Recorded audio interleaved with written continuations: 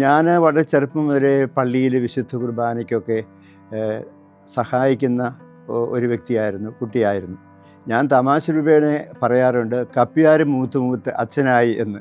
അന്നൊക്കെ കുർബാനയ്ക്കൊക്കെ കൂടുക എന്നൊക്കെ പറയുന്നത് വളരെ എല്ലാവരെയും ഒന്നും തിരഞ്ഞെടുക്കുകയില്ല അതിന് വേണ്ടിയിട്ട്. അങ്ങനെ ഞാൻ അതിനകത്തുണ്ടായിരുന്നത് കൊണ്ട് അന്നും വിശുദ്ധ കുർബാനയ്ക്ക് സഹായിയായി ഒക്കെ ജീവിച്ചു, സഹായിയായിട്ടൊക്കെ ഞാൻ പ്രവർത്തിച്ചിരുന്നു.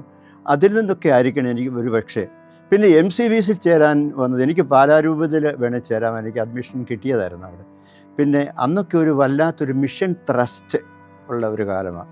നമുക്ക് കേരളത്തിൽ മാത്രമല്ല, ഭാരതത്തിൻ്റെ നാനാഭാഗത്തും മിഷണറിമാരായി പോകുന്ന ഒരുപാട് ആളുകളെ കണ്ടെത്താൻ കഴിയുമായിരുന്നു അന്ന്.